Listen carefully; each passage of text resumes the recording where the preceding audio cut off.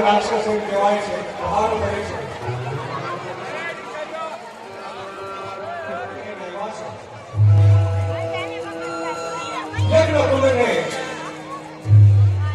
હર માસના રોચા નાખી અને હરાવ્યા છે. હવે તન અને મુંડ નામના બોલે નહીં શબ્દો ઉપર પ્રહાર કર્યા છે.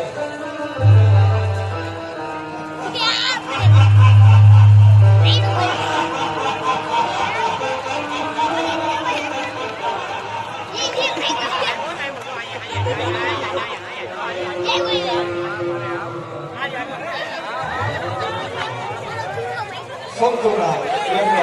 અપરાધી સંતોને ધારણ કરી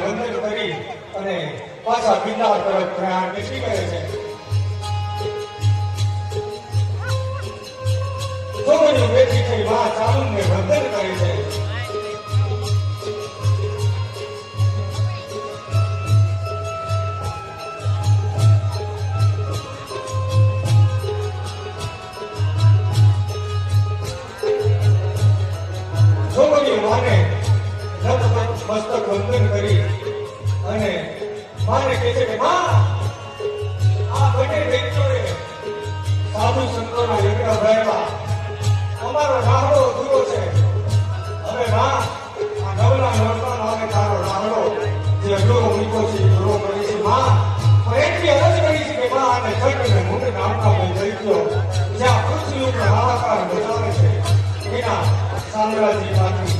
અમને ઉગાર લે આટલી અરજ કરી અને જોગણીઓ માનો રાહરો જે અધૂરો છે એ પૂરો પડે છે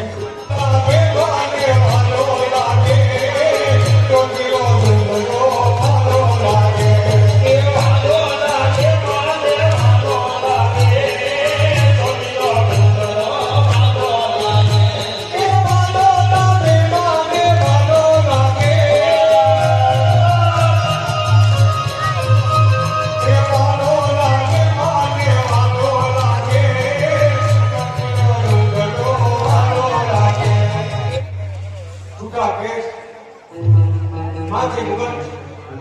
હાથમાં ત્રિશુળ અને નાની એવી બાળા આની પેલા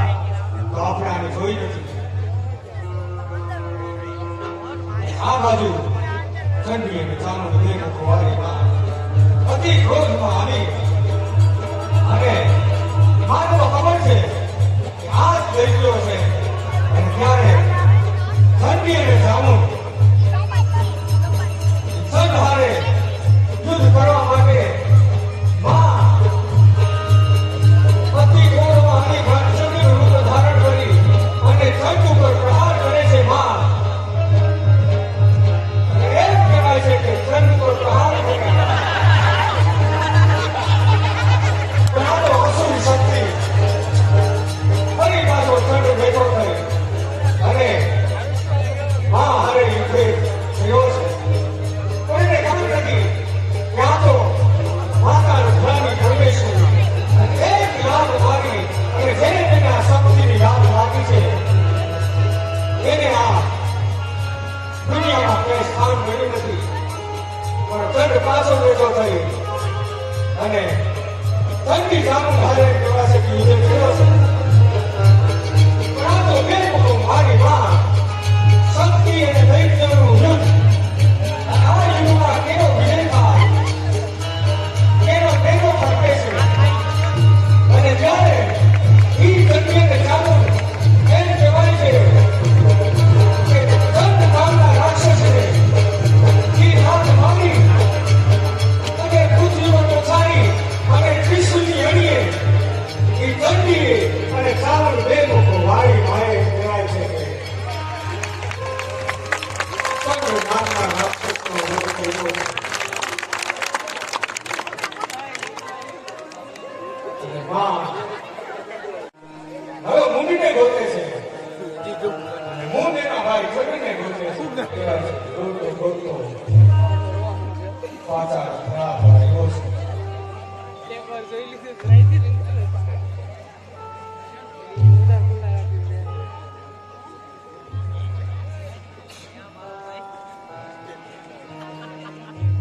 મુંડ નામનું રાક્ષસ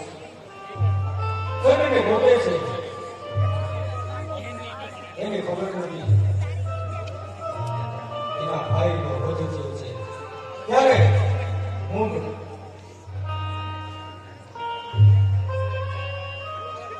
હાથ ઉઠાવે બહુ કરે છે ભાઈ આપણે તો હજી આપણી આંસુ શક્તિ વધારવાની છે ચંદ્રને બેઠો કરે છે પણ એને ખબર નથી એનો વધુ થયો છે અને એના નિષ્ણાણ બહેને મુંડ હલાવે છે હાથ પર હલાવે છે ચંદ્ર કાંઈ બોલતો નથી એટલે મુંડને એવું થયું કે નક્કી મારા ભાઈને કોઈએ મારી નાખ્યો છે કોઈએ વધુ કર્યો છે અને જ્યારે એ મુંડને કહેવાય છે કે ખબર પડી કે મારા ભાઈનો કોઈ વધ કર્યો છે ત્યારે મુંડ ચંદ્રના નિષ્પ્રાણ દેહ ઉપર મસ્તક મૂકીને